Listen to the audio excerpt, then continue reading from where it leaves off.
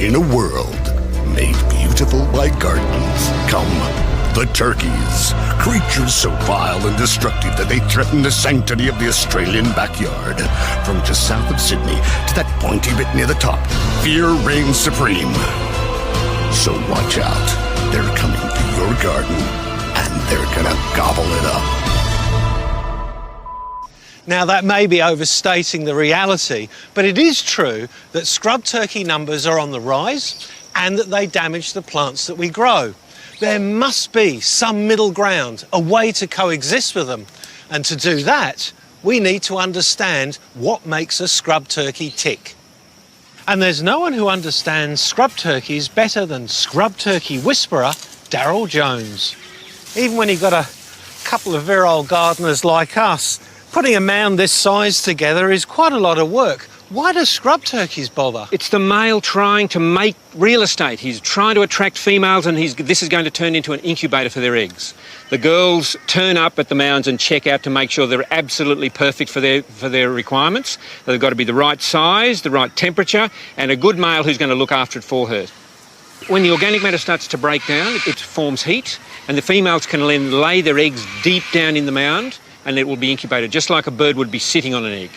So it's all about temperature regulation. How do they go about doing that? They can detect the temperature in their mouth. They take a little taste. What you'll see every morning is the brush turkey male will open up the mound, take a taste, and go, 33.7836 degrees or whatever it is, but he's trying to maintain it at exactly 33 degrees. Less he can open it up and let the heat out, more he can close it up and do that sort of thing. And they can attract as many females as they possibly can. The most I've ever heard about was about a dozen females who came and laid their eggs in the mound. What is the optimum size for a mound? Yeah, it's about twice the size of this, probably about 1.5 meters in size. Now, in all the material that the male gathers, it weighs maybe 4 tonnes, and they gather it from maybe about a radius of 150 metres. So every single leaf, everything that's not cemented down, ends up all in one place. So you can imagine that has a bit of an impact on the forest around them. That could do quite a bit of damage to a garden as well. Unquestionably, yes. So there's plenty of people who will attest to how many plants they've lost in the process of the mound being built. Now, is this an all year round problem for gardeners? It's usually from about September, October, November is the peak time, so the spring breeding season. They can have their mounds going for 5-6 months, depending on the weather conditions. As a gardener, I go to a lot of effort to create what must be scrub turkey paradise. But with these raised beds here, are they a defence?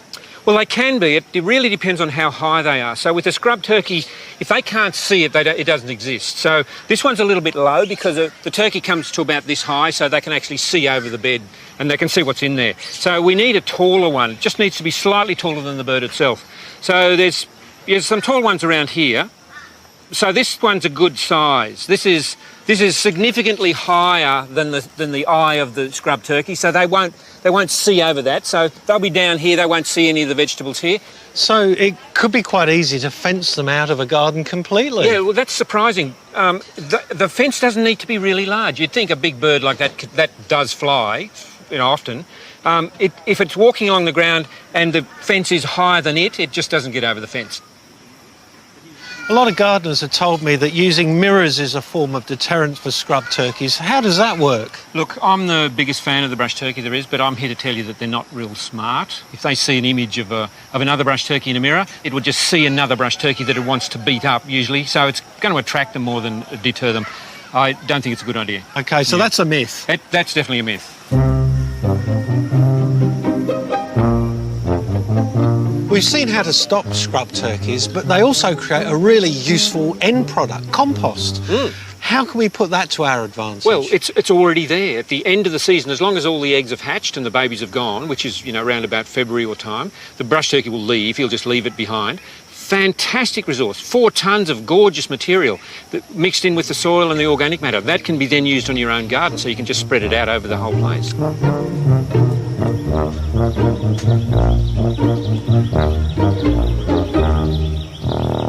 One of the fascinating things about gardening is that you can learn something new every single day. It's been great scrubbing up on the things that we can do to protect our plants from attack by scrub turkeys, but for me, the gold is learning that two ecosystem engineers, gardeners and scrub turkeys, can actually coexist.